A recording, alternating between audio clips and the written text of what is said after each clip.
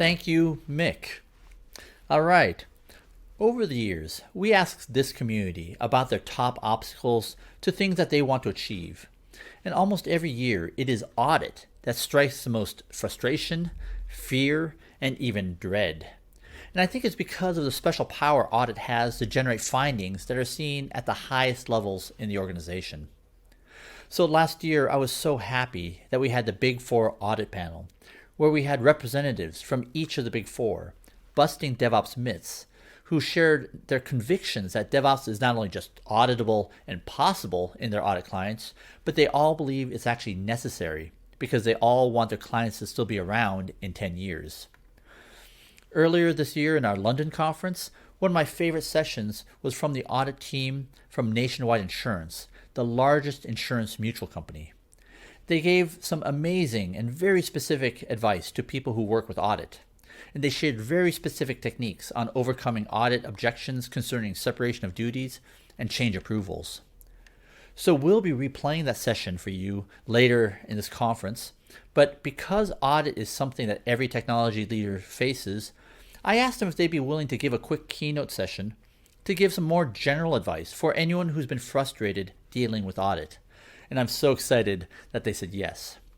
So presenting up next is Clarissa Lucas. She's an IT audit director at Nationwide Insurance after spending years in investments, finance, and credit. And presenting with her is Rusty Lewis, an IT auditor who joined Nationwide after spending years at PwC. They will continue to bust some commonly held beliefs about audit, some of which may genuinely surprise you. Here's Clarissa and Rusty.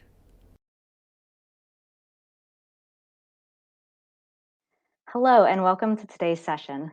I'm Clarissa Lucas and I'm here with my colleague Rusty Lewis. We're both internal auditors at Nationwide Insurance. Oh no, not the auditors. What are they doing here? They don't care about DevOps or doing things differently. They like to stick to their checklists and do the same thing every year. They really enjoy writing us up for not segregating duties. I heard they even get paid by the finding. Gene, what were you thinking inviting the auditors here to ruin our fun?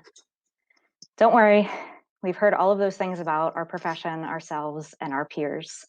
And there's probably a few we haven't yet heard either. We know we aren't always sitting on the same side of the table, even though we do work for the same organization. At times, it might even seem like we're out to get you. Rusty and I want to explore some of these ideas with you to see if they're truths or just myths. After all, we are auditors, and what we wish every technology leader knew are a few truths about us and how we can work well together. And if those things that I said earlier are how you really feel about your auditor, like they're more of an adversary than a trusted advisor, we'll explore what that relationship could look like and how to influence getting there. Here are some of the things that we've heard about auditors. My favorite one is that auditors get paid by the finding. I've been auditing for nearly 10 years. During those years, I've spent time as an intern, an audit staff, project manager, leader, you name it, I've done it. And I can tell you that my paycheck has never been impacted by the number of issues I found. I honestly prefer to deliver reports that are sparkling clean.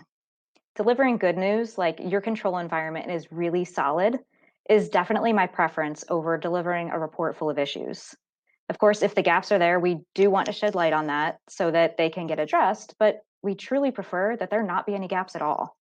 So I think it's safe to say that this myth is officially busted.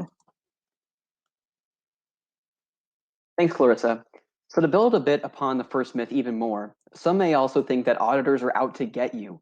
But in all seriousness, we as auditors don't necessarily look any better just because we identify a control gap. Ultimately, we're trying to apply a fresh perspective. Now, if you'll humor me for a moment, I'd like to use an analogy. My wife loves to paint, and it's so often she'll spend hours trying to blend the right shade of color or capture that better sense of realism in a character or scenic background she's trying to portray. But once I have a chance to provide my perspective, someone who literally couldn't paint to save my life, I'm able to quickly point out what she couldn't otherwise see because she's so focused on that one area of the painting. Similarly, that's exactly what we're hoping to do with our clients, with technology leaders.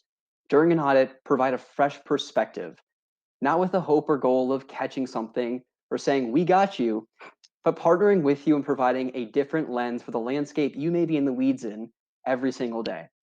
with the goal to address something before it becomes an issue, or maybe help you identify industry best practices as it relates to mitigating a particular risk. I think it's safe to say this myth has also been officially busted. All right, the next comment that we'll look into is that auditors just follow a checklist and do the same thing every year. In full transparency, I have heard of auditors using a checklist for certain audits. Earlier in my career, some of my colleagues used checklists when auditing bank branches. On the other hand, let's flash forward to today.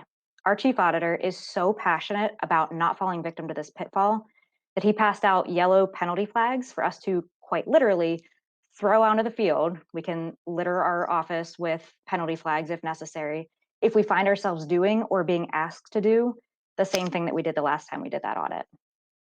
This is one as a profession that I think we need to keep working on. For now, it's unclear whether this will be our truth or just a thing of the past. We're definitely making progress, but we need your help. Help us by challenging what we're auditing. Ask us to explain our scope to you. Does it align with the risks that you're worried about? Does our testing approach seem reasonable? Are there ways we could improve our approach and add more value to you? For now, I think we'll mark this one as TBD, and we'll keep working to bust this myth together. Now, the two items we haven't yet explored are that auditors don't want their findings to be a surprise, and that we want to partner with you. And perhaps contrary to popular belief, these are both true. During each of our audits, we strive to avoid surprises with our clients, because that ultimately will lead to more headaches and unnecessary contentious conversation. To accomplish this, we hold status meetings throughout each audit where we discuss potential findings as soon as they arise, rather than waiting until the end of the audit.